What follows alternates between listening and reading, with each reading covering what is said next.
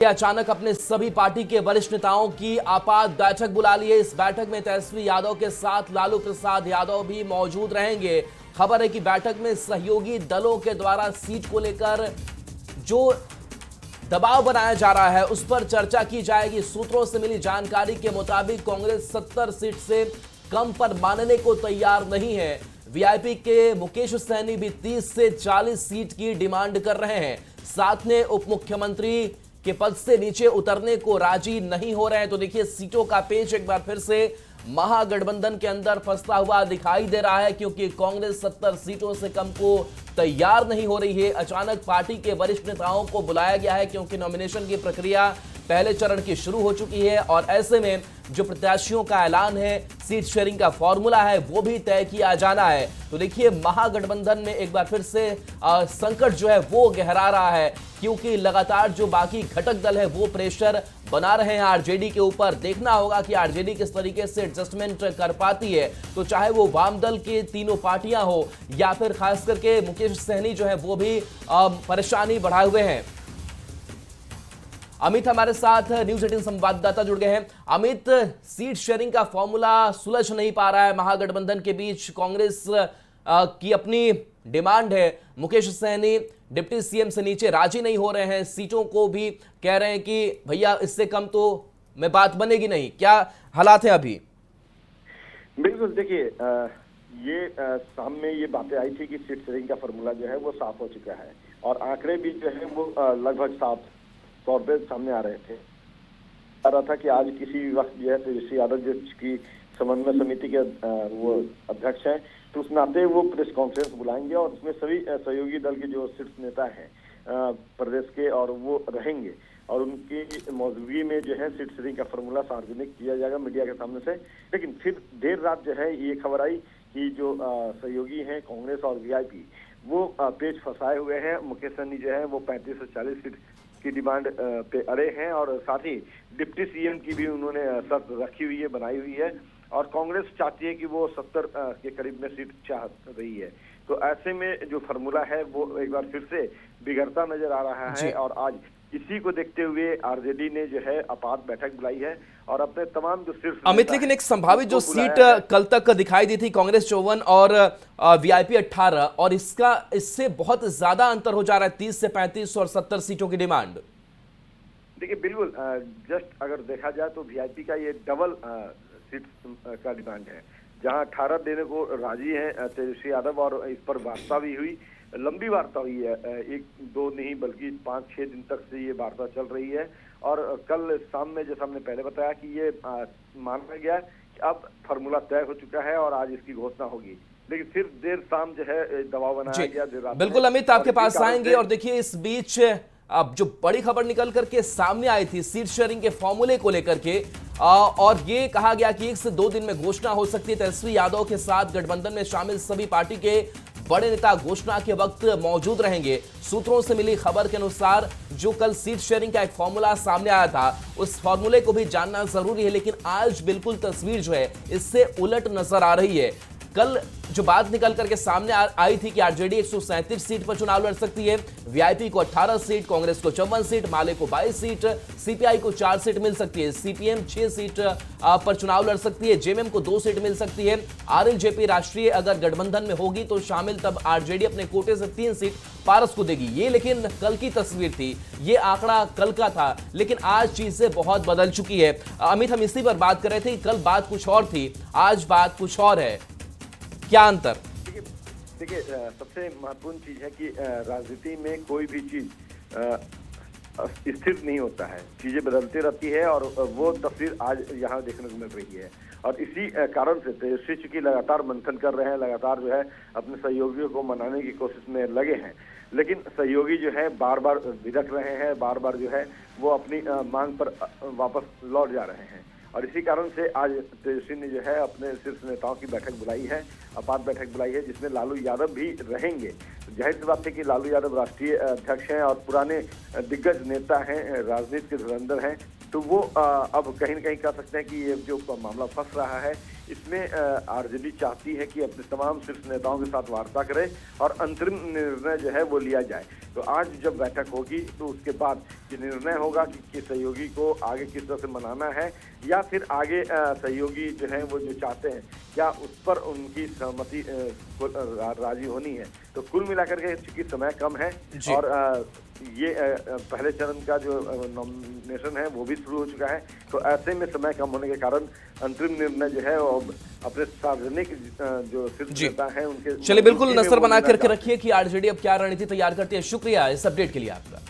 देखिए, बिहार में चुनाव है और चुनाव से पहले सीट शेयरिंग को लेकर के मामला महागठबंधन में फंस रहा है, लेकिन एनडीए में सब कुछ साफ है। देखिए, बिहार चुनाव से जुड़ी इस वक्त की बड़ी खबर आपको बताया, जहां बीजेपी प्रदेश अध्यक्ष दिलीप जायसवाल का बड़ा बयान सामने आया है। एनडीए में सीट शेयरिंग हो गई है, दिलीप जायसवाल ने कहा है उम्मीदवारों की घोषणा दिल्ली से होगी। दिलीप जायसवाल ने ये बड़ी जानकारी दी है, बड़ा बयान दिया है। आज दिल्ली में बीजेपी कोर ग्रुप की ये बैठक होने वाली है। दिल्ली पहुंचे हैं बिहार बीजेपी के बड़े नेता, तो उप मुख्यमंत्री सम्राट चौधरी, बीजेपी प्रदेश अध्यक्ष दिलीप जायसवाल, मंत्री मंगल पांडे भी रवाना हुए। आज 11 बजे जेपी नड्डा के आवास पर यह बैठक होने वाली है। ये बैठक बेहद ही अहम मानी जा रही है और अमित शाह नड्डा से मिलेंगे बिहार बीजेपी के नेता। तो बड़ी खबर आपको इस वक्त बता रहे हैं, जहां एनडीए में सीट शेयरिंग को लेकर के फॉर्मूला लगभग तय हो चुका है। चिराग पासवान क्योंकि शेयरिंग का मामला हल हुआ है अभी, तो उसके बाद कल जो है और परसों 2 दिन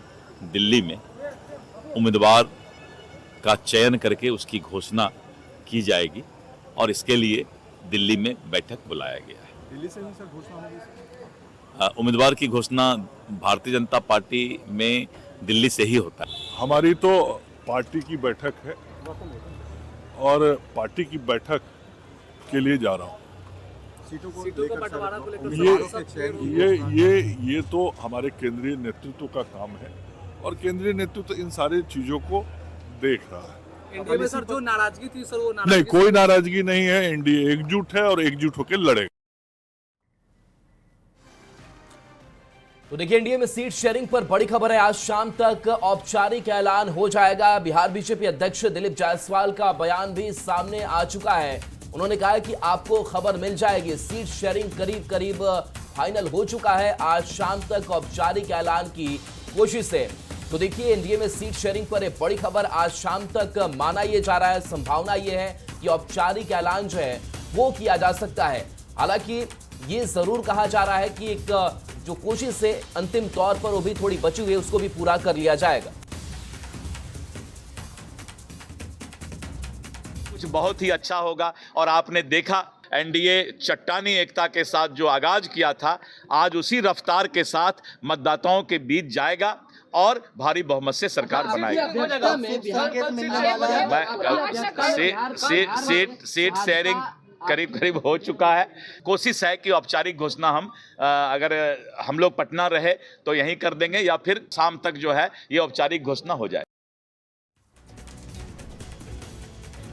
तो देखिए, बिहार चुनाव से जुड़ी एक और बड़ी खबर आ रही है, जहां चिराग पासवान इन दिनों नाराज नजर आ रहे थे। चिराग पासवान भी अब मान गए हैं, आज होगी एलजेपी-आरवी संसदीय बोर्ड की बैठक। तो सुबह 11 बजे दिल्ली में ये बैठक होने वाली है। उम्मीदवारों के नाम पर मुहर लगेगी। पार्टी अध्यक्ष और पार्लियामेंट्री बोर्ड के अध्यक्ष चिराग पासवान की अध्यक्षता में ये बैठक होने वाली है। आपको बड़ी खबर बता रहे हैं, जहां चिराग पासवान भी अब मान गए हैं और चिराग पासवान भी अपने उम्मीदवारों की घोषणा करेंगे। तो आज होगी एलजेपी-आरवी संसदीय बोर्ड की बैठक। सुबह 11 बजे दिल्ली में ये बैठक होने वाली है और इस बैठक के जरिए उम्मीदवारों के नाम पर मुहर लगेगी। उम्मीदवारों के नाम का कुछ दिन में ऐलान भी कर दिया जाएगा और पार्टी अध्यक्ष और पार्लियामेंट्री बोर्ड के अध्यक्ष चिराग पासवान की अध्यक्षता में ये बैठक होने वाली है।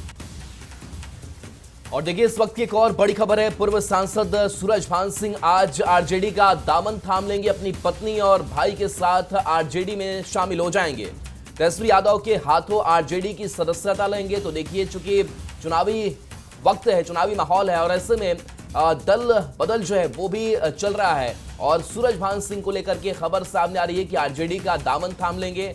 उनके साथ साथ उनकी पत्नी होंगी और भाई के साथ आरजेडी का वो हिस्सा बन जाएंगे। देखना दिलचस्प होगा कि क्या चुनावी मैदान में वो उतरते हैं और क्या कुछ होता है। लेकिन ये बड़ा बदलाव आरजेडी में होगा, सूरजभान सिंह आरजेडी के हो जाएंगे।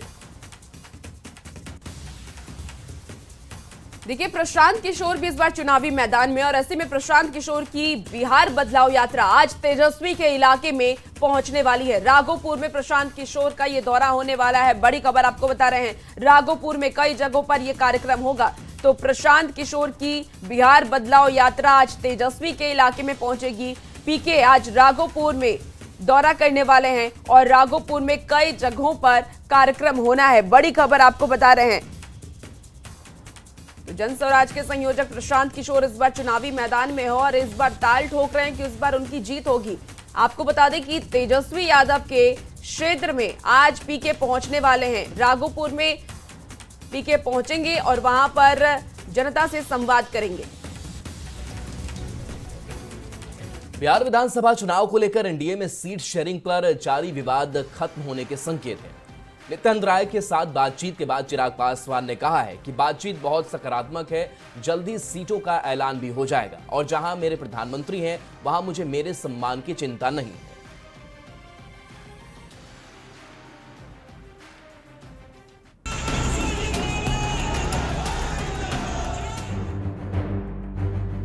जहाँ पे मेरे प्रधानमंत्री हैं वहाँ पे कम से कम मुझे अपने सम्मान की चिंता करने की जरूरत है। आखिरकार चिराग पासवान की बीजेपी के साथ सीट शेयरिंग की डील करीब करीब डन हो गई। ये दावा है एलजेपी रामविलास के राष्ट्रीय अध्यक्ष और मोदी कैबिनेट में केंद्रीय मंत्री चिराग पासवान का। मैं जानता हूँ कि आप सब सिर्फ घोषणा का इंतजार कर रहे हैं, वो भी जल्द हो जाएगी। सकारात्मक, बहुत ही सकारात्मक रूप से बातचीत हुई है।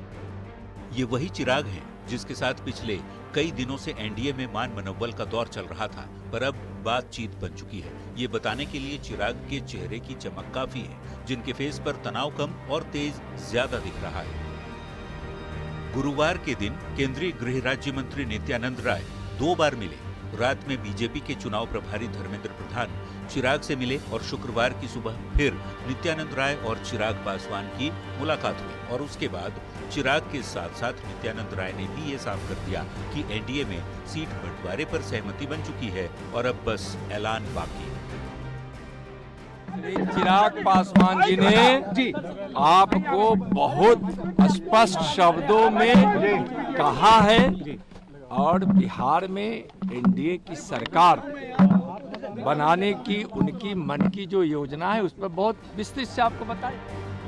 2020 में चिराग पासवान एनडीए से अलग होकर चुनाव लड़े थे, जिसका रिजल्ट ये हुआ कि एनडीए को तो नुकसान हुआ ही, चिराग की पार्टी एक सीट पर सिमट कर रह गई। 2025 में एनडीए का कोई भी घटक दल 2020 वाली गलती शायद ही दोहराना चाहेगा। पटना संवाददाता शैलेंद्र कुमार और दिल्ली रिपोर्टर अमितेश सिंह के साथ ब्यूरो रिपोर्ट, न्यूज़ 18। देखिए, एनडीए में सीटों के बंटवारे पर चल रही बातचीत अब निर्णायक मोड़ पर पहुंच गई है। माना जा रहा है कि आज एनडीए में सीट शेयरिंग को लेकर के ऐलान कर दिया जाएगा। सब कुछ बढ़िया है, ठीक है। सीटों को लेकर जो मामला पता था वो हो गया, कोई घुसा नहीं था, सब हो गया ठीक ठाक। बिहार में चुनाव की हलचल के बीच सियासी गलियारे से आई इन 2 तस्वीरों को देखिए। एक दिल्ली की है तो दूसरी पटना की। दिल्ली में चिराग पासवान और बीजेपी नेता नित्यानंद राय मुस्कुराते हुए मीडिया के कैमरों के सामने आए, तो पटना में डिप्टी सीएम सम्राट चौधरी के घर बीजेपी और जेडीयू के नेताओं की बैठक खुशनुमा माहौल में हुई। करीब 45 मिनट तक धर्मेंद्र प्रधान, ललन सिंह, सम्राट चौधरी, विजय चौधरी, संजय झा और विनोद तावड़े ने सीट शेयरिंग को लेकर महामंथन किया। माना जा रहा है कि चिराग के साथ सीटों की डील पर भी बंद कमरे में चर्चा हुई। वहीं उपेंद्र कुशवाहा के घर मुलाकात के बाद विनोद तावड़े ने भी दावा किया कि एनडीए में ऑल इज वेल की स्थिति है। सब कुछ बढ़िया है, ठीक है। सीटों को लेकर जो मामला पता था वो हो गया, कोई घुसा नहीं था, सब हो गया ठीक ठाक। एनडीए के बड़े नेताओं का दावा है कि सीट बंटवारे का ऐलान जल्द किया जा सकता है।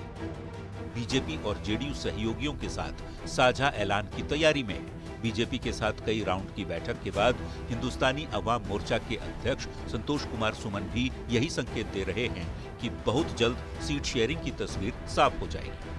बातें जब होती है तो थोड़ा समय लगता ही है और हम समझते हैं देरी नहीं हुआ है, आज से नॉमिनेशन की शुरुआत हुई है और हम लोग भी 1 से 2 दिनों में सब करके सारे कैंडिडेट की घोषणा कर देंगे।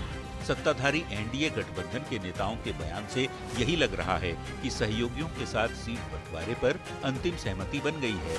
गुत्थी सुलझाने के बाद इंतजार इस बात का है कि एनडीए में कौन सी पार्टी इकाई के अंक में, कौन सा दल दहाई के आंकड़े में और कौन सी पार्टी तिहाई के नंबर के साथ चुनाव मैदान में उतरेगी। पटना संवाददाता शैलेंद्र कुमार और दिल्ली रिपोर्टर अमितेश सिंह के साथ ब्यूरो रिपोर्ट, न्यूज़ 18।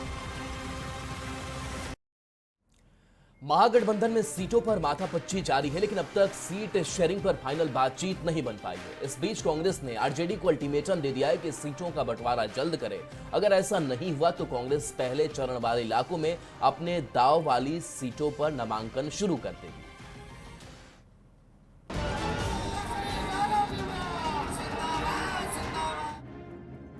बिहार चुनाव की तारीखों के ऐलान के बावजूद महागठबंधन में सीट शेयरिंग पर तस्वीर अब तक साफ नहीं हो पाई है। पहले चरण के लिए नामांकन की शुरुआत हो गई है, पर अभी भी महागठबंधन के अंदर सीट बंटवारे को लेकर बैठकों का दौर ही चल रहा है। महागठबंधन में सीट शेयरिंग पर महासंग्राम के बीच ये दावा किया जा रहा है कि आरजेडी और कांग्रेस के बीच बातचीत एक बार फिर से पटरी पर आ गई है। तेजस्वी यादव ने कांग्रेस के कद्दावर नेता और राजस्थान के पूर्व मुख्यमंत्री अशोक गहलोत से बातचीत की है। दावा है 1-2 दिन में सीट बंटवारे का ऐलान कर दिया जाएगा। जहां पिछले बार थोड़ी मोड़ी हम लोगों की पार्टी द्वारा कमी रह गई थी, इस बार उन इलाकों में हम मजबूती के साथ चुनाव लड़ेंगे और जीतेंगे। हालांकि महागठबंधन में सीट बंटवारे का फाइनल फॉर्मूला अब तक नहीं निकल पाया है, लेकिन दिल्ली में कांग्रेस पार्टी केंद्रीय चुनाव समिति और स्क्रीनिंग कमेटी की बैठक में उम्मीदवारों का नाम फाइनल कर रही है। हमारे ग्रैंड अलायंस जो है, महागठबंधन जो है, बड़े ताकतवर है और सही सलामत चल रहे हैं सब।